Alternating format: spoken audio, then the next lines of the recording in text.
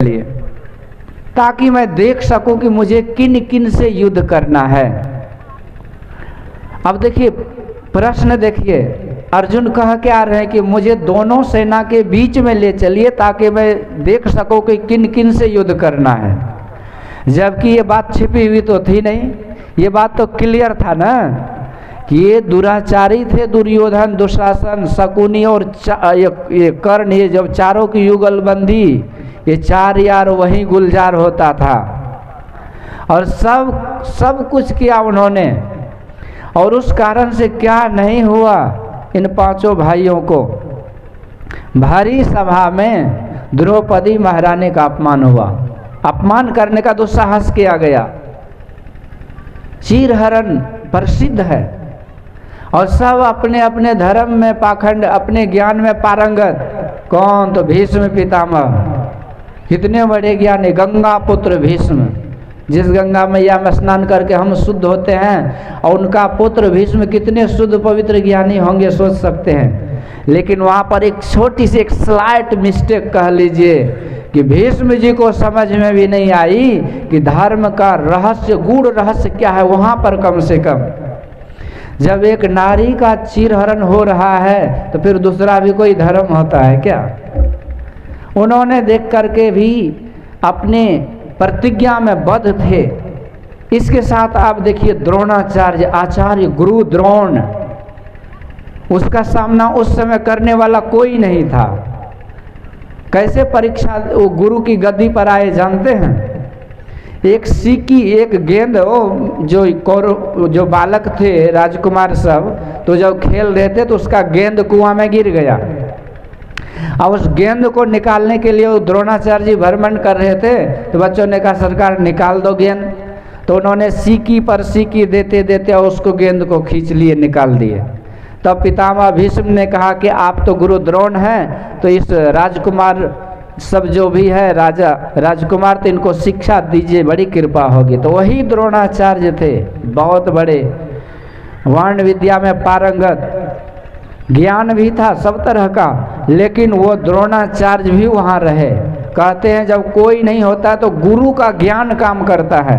जब जीव घोर अंधकार में घिर जाता है ना, तो भले हम सोचते हैं कि अभी सत्संग से क्या होगा, सब कुछ तो है ही, चलो बाद में देख लेंगे। नहीं, अभी भी जरूरी है, क्योंकि अभी सब कुछ भले हमारे पास है, पर एक ऐसा भी समय आता है जब चारों तरफ से हम अंधकार में घिर जाते हैं और कोई नज़र जब नहीं आता है, तब वही गुरु का ज्ञान दीपक बन करके हमारे रास्ता को हमें दिखाता है। इसलिए गुरु का ज्ञान जरूरी है। पर वहाँ गुरु भी फेल, द्रोणाचार्य भी कुछ नहीं करते हैं। इसके बाद धृतराष्ट्र तो बाहर के आंख से अंधे थे ही, अकल से पूरे अंधे थे। वो पुत्र मोह में अंधा था। द्रौपदी का चीरहरण हो रहा है और देखिए किसी ने नहीं रक्षा करी। पांचों पांडव जुआ में हार चुके थे। क्या ये सामान है क्या? घर मकान का, मोबाइल, घड़ी है कि क्या है? ये कार है, बंगला है कि आपने दे दिए जुआ पर?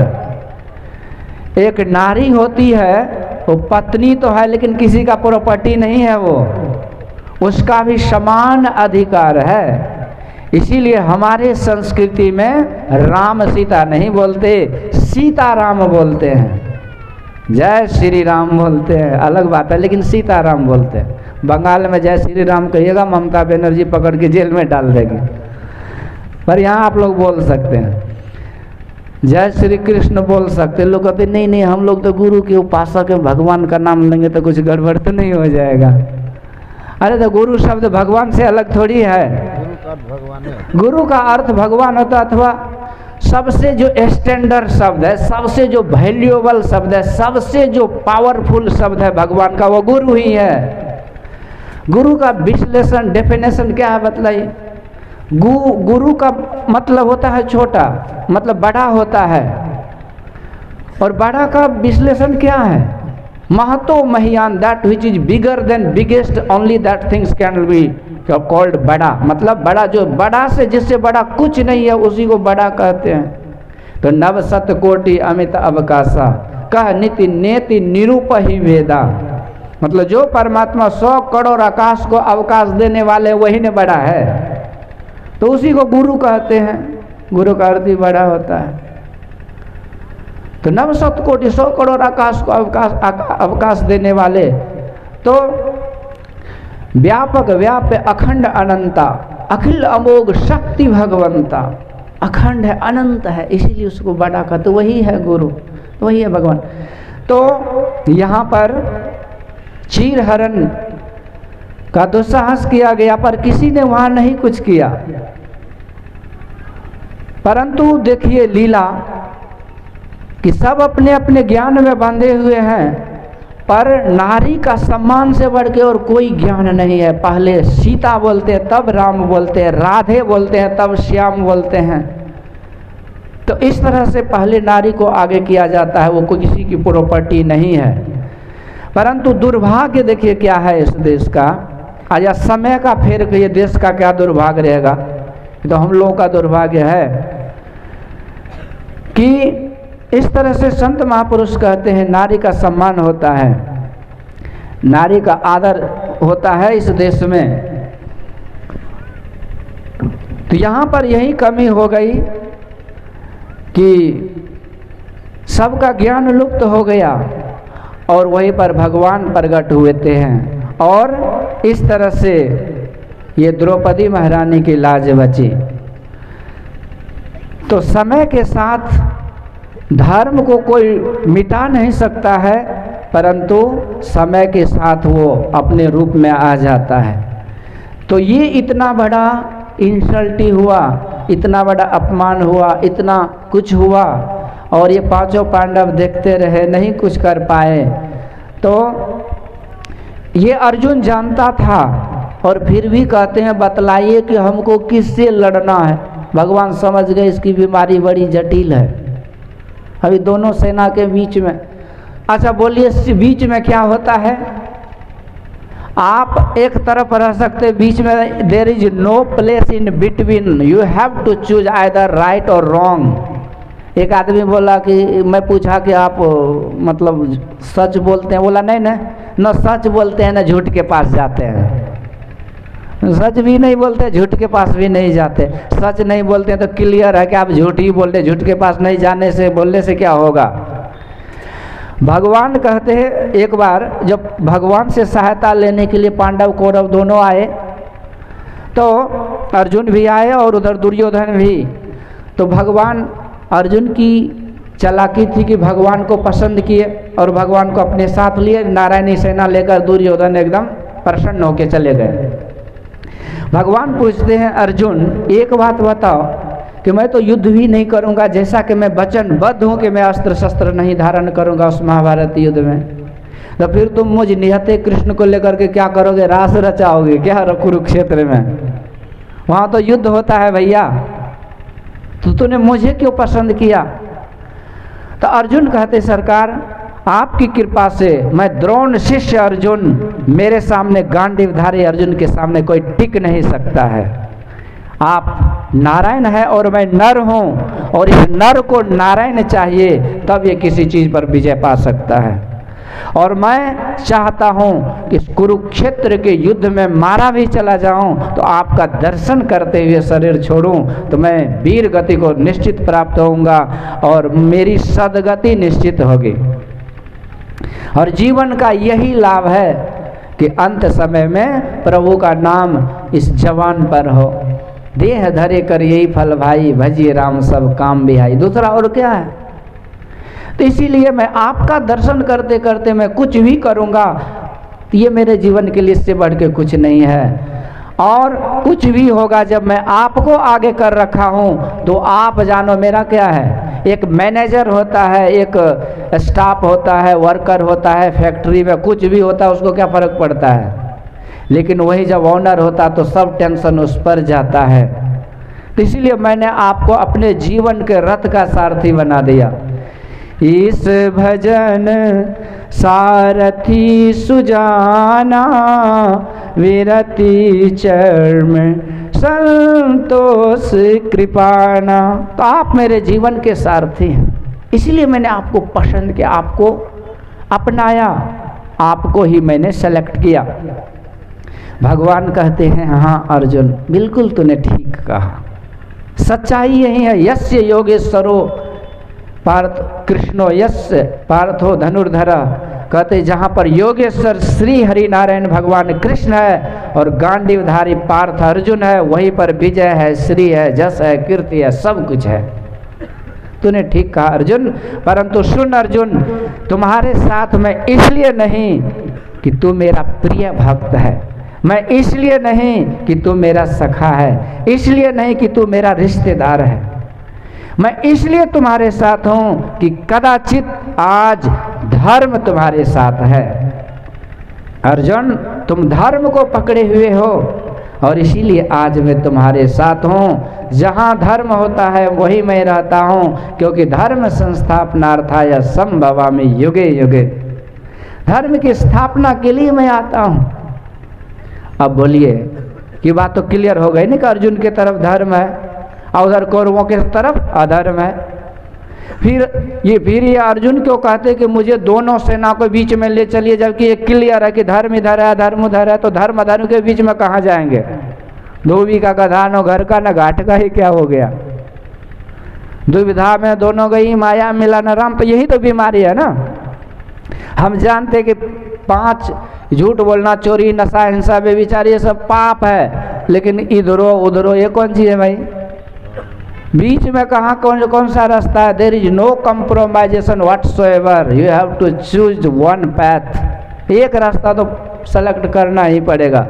दुई की होई एक समय भुआला, हसब ठठाई फुलावब गाला, ही करके बत्तीसी दिखाइए, उसी समय गाल मुंह फुला के फूकना बनाइए, होगा क्या? नहीं हो सकता है। तो यही तो बीमारी का लक्षण है जो अर्जुन में आ गया। भगवान कहते कुतस्त्वा कस्मल मिदम विषमे समुपस्थितम, हे अर्जुन, इस विषम परिस्थिति में तुझे ये मोह कहाँ से आ गया भाई?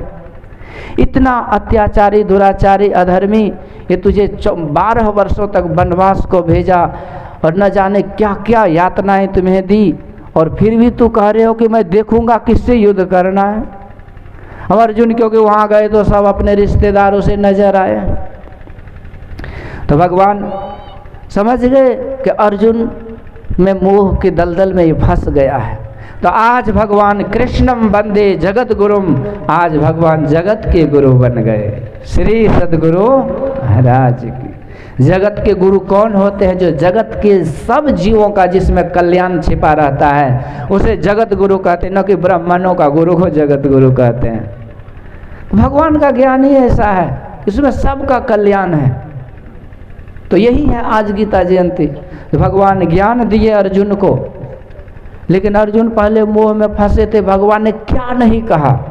यदि अर्जुन को ये बात कोई और बोल देते ना तो उसके जीव को मुंह से बाहर कर लेते, हलक से बाहर कर लेते, लेकिन आज भगवान मोह में फंसे, नहीं कुछ बोल रहे। भगवान कहते कि अर्जुन ये कायर वाली बात मत कर। अर्जुन की प्रतिज्ञा थी कायर वाले को वध कर दूंगा जो बोलेगा, पर भगवान क्लैब्य मास मगमः पार्थ, ये नपुंसकता को त्याग अर्जुन, आज तो धर्म के रक्षक बन के यहाँ आया हुआ है और तुम्हारे कारण ही ये बहुत बड़ी सेना का जो सैनिकों की जो टुकड़ियां हैं, ये तुम्हारे बल और पुरुषार्थ के कारण आज तुम्हारे साथ है।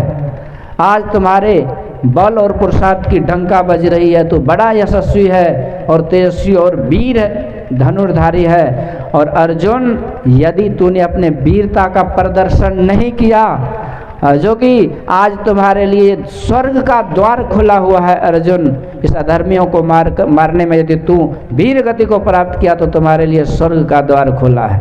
यदि तूने इस मार्ग को नहीं पसंद किया तो फिर क्या करोगे?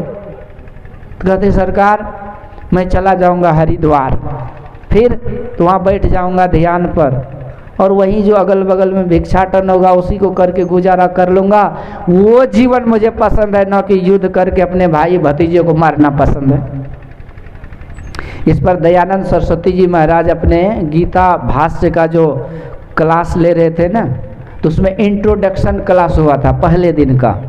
उसी में स्वामी जी ने बोला था कि you know when the arjuna said that I will prefer to live a sadhu life in spite of fighting with my brothers and relatives, then what the Lord Krishna said?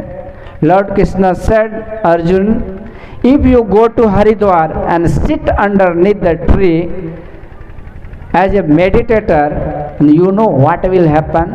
These fellows, all the armies who are fighting with the Kauravas, they will have a big party in their own camp and they will criticize you by telling, you know why Arjuna ran away from the battlefield? Because I was standing just in front of him and I put my hand on my mustache and Arjuna ran away out of fear. क्या बोलेगा जानते हो? यदि तू कुरुक्षेत्र से भाग गया ना, तो ये जो 1.5 हड्डी वाले सैनिक सामने खड़े हैं, जो तुम्हारे सामने टिक भी नहीं सकता, वो बोलेगा जानते हो जब वो पार्टी करेगा अर्जुन, ये दुर्योधन, तो उस पार्टी में सब बोतल पिएगा, और ये 1.5 हड्डी वाले सैनिक क्या बोलेगा जानते हो? क्या तो बोलेगा कि जानते हो अर्जुन क्यों भाग गया कुरुक्षेत्र से? एक बोलेगा क्यों भाई क्यों भाग गया बोलो? तो दूसरा सैनिक बोला क्योंकि मैं सामने खड़ा था और मैंने अपना एक हाथ कमर पे रखा और दूसरे हाथ से जैसे मैंने मोछ टेरा के अर्जुन भाग गया। अब बोलो अर्जुन संभावितस्य चा कीर्ति मरणादिति रिच्यते। अर्जुन तुझ जैसे सम्मान्य व्यक्तियों का अपमान जो है 100 मृत्यु के समान दुखदायी होगा। और जानते हो दूसरा क्या करेगा? वो ये सब घूमने जाएगा तीर्थ यात्रा पे, क्योंकि इसको बिना लड़े ही राज्य मिल गया। अब क्या है, तो टाइम पास के लिए मनोरंजन के लिए जाएगा। हरिद्वार में जाएगा और तो वहाँ ध्यान पर बैठा मिलेगा, तो ये लोग क्या करेगा जानते हो? वहाँ पान लेगा मुंह में और थूक देगा तुम्हारे ऊपर, कहेगा chicken hearted fellow you run away from the battle field. थूक करके ऐसे बोलेगा कि ये मुर्गा वाला हृदय रखने वाले तो वहाँ से भाग गया नालायक। तो इस तरह से अर्जुन तू 100 बार मरेगा, अपजस और अपकीर्ति को प्राप्त होगा। इतना ही नहीं, बाद में अर्जुन कांप रहे हैं, कहते हैं शिष्यस्ते हम साधित माम त्वं प्रपन्नम, हे केशव मैं आपका शिष्य हूँ, मुझे ज्ञान कराइए। तब भगवान कहते हैं अर्जुन अशोच्यानन वशोचस्तम प्रज्ञावादांश भाषसे गतासुन नानु सोचन्ते पंडिता। यही से भगवान का ये सांख्य योग यहाँ प्रारंभ होता है और भगवान ने दिव्य आत्म तत्व का उपदेश दे करके इस मोह के दलदल से अर्जुन को बाहर कर लिए। तो इसीलिए ये गीता जीवन में इसलिए उपयोगी है कि हम लोग भी धर्म अधर्म के भी दलदल में फंसे हुए हैं। इसलिए गुरु महाराज कहते पाप है तो पाप है, झूठ चोरी नशा हिंसा और जारी छोड़कर, ये 5 पाप को छोड़ करके गुरु ध्यान सत्संग में सोमति को जोड़कर जीवन बिताओ स्वावलंबी भरम भारे फोड़ कर। ये क्लियर कट है, गीता का ही ज्ञान गुरु महाराज दिए हैं। लेकिन आजकल एगो फार्मूला चला क्या, बस कान फूक देते, कान फूकते रहते हैं, इधर आ जाओ, इधर ज़्यादा प्रॉफिट है, तो खाते पीते हैं उसका क्या होगा? तो कहते नहीं वो भी चलेगा। कैसे? तो सीताराम राधे श्याम, मुर्गा मछली सुबह शाम। लो ये नहीं होता है। इसलिए भगवान धर्म अधर्म के बीच में कहते कोई स्थान नहीं है। तो धर्म, ये धर्म शास्त्र है, गीता योग शास्त्र है। और अवतारी पुरुष क्या करते हैं? तो देखिए ईश्वर परमात्मा का अवतार होता है और वो अवतार का संत मत में अवतारवाद कैसे नहीं है। अब मान लीजिए कि आपको एक आजकल के नया जनरेशन के जो लड़के हैं, विद्यार्थी हैं, बहनें हैं, उनको बोलिएगा आप किसके तरह रहोगे, तो थोड़ी बोलेगा कि गुरु महाराज की तरह गिरवा पहनेंगे। तो माँ बाप उसको फिर दोबारा जीवन में सत्संग में नहीं आने देगा। उसको पसंद करने के लिए आपके पास रोल मॉडल होना चाहिए कि नहीं?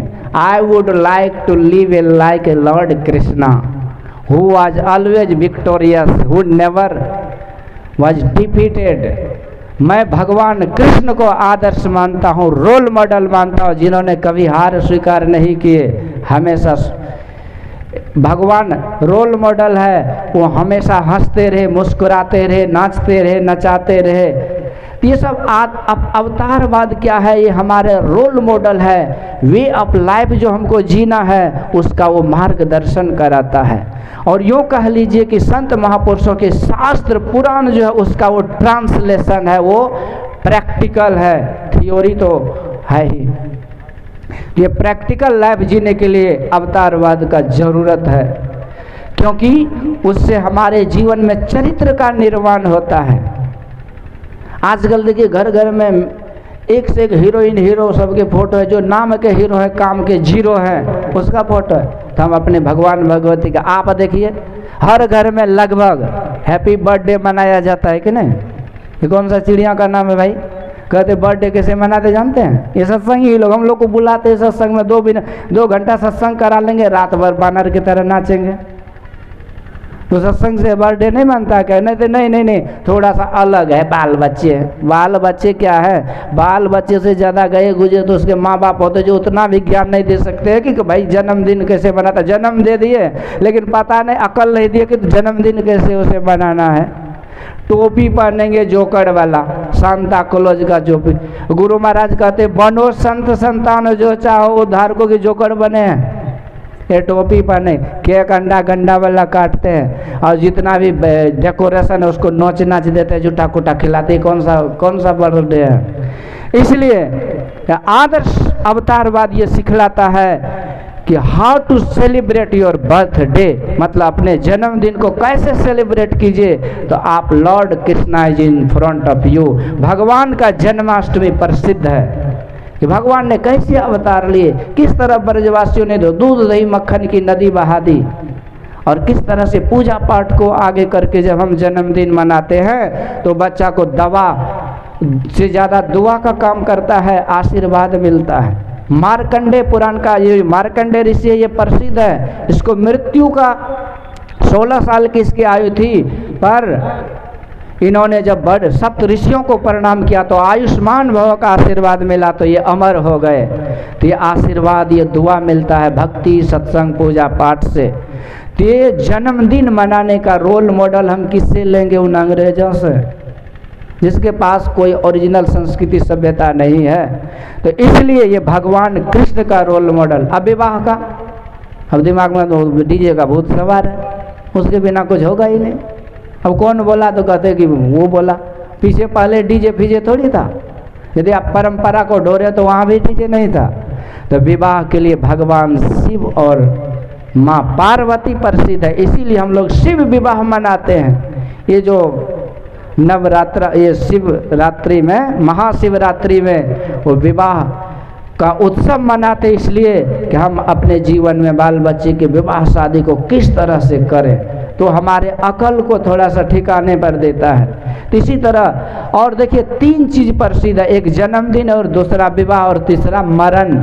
तो कहते जन्मदिन भगवान कृष्ण का और विवाह भगवान शिव का, और मरने की कला सीखना हो तो संत महापुरुषों से मरने की कला सीखते हैं। नानक जीवतिया मरी रहिए ऐसा जोग कमाइए, मरिए तो मरी जाइए छूट परे जंजाल, ऐसी मरनी को मरे दिन में 100 बार।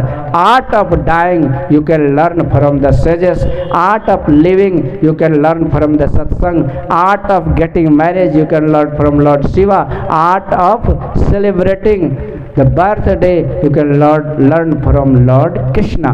तो इसी तरह से एक से बढ़कर एक जो अवतारवाद है उससे हमारे जीवन में मार्गदर्शन मिलता है, और संत महापुरुष उसी चीज़ को समझाते हैं। इसलिए संत मत में अवतारवाद के साथ ईश्वर के ज्ञान की जरूरी है, जिससे उसका जीव का कल्याण होता है।